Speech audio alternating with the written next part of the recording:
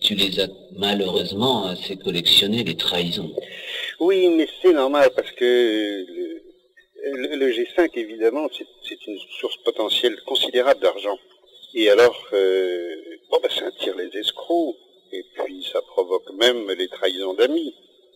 Alors, quand j'étais en prison, tout le monde était stupéfait que l'Irlande n'informe personne, en fait, que j'étais en prison. Puisque pendant un mois, donc quand j'étais au secret absolu, je ne recevais pas de courrier, je ne pouvais pas en émettre non plus. En Irlande, on disait que j'étais en vacances. C'était pas tout à fait faux, mais bon. Ah bon? Alors quand tu dis en Irlande, c'est la société... La société irlandaise, hein, oui, bien sûr. Voilà. LLR G5.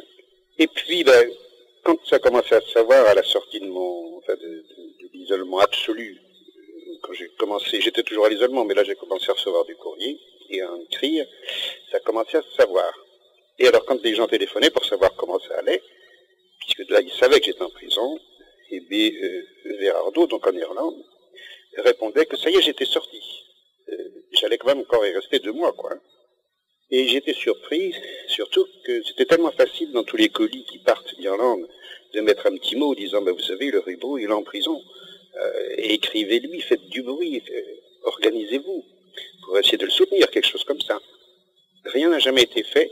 Alors là, j'ai appris après, c'est parce que Verardo, l'Irlande, donc, considérait que le fait que je sois en prison était mauvais pour l'image de marque de la société. Voilà, donc j'étais en prison à cause du G5,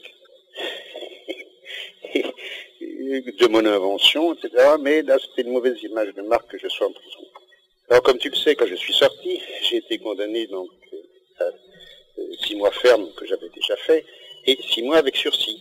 C'est-à-dire que si une seule bouteille de G5 était rendue sous mon contrôle, immédiatement je repartais en prison pour 6 mois. J'ai donc été obligé de donner ma démission de directeur de la société irlandaise, et dès que j'ai eu fait ça, on m'a tout simplement foutu dehors, puisque je n'étais plus directeur. Voilà.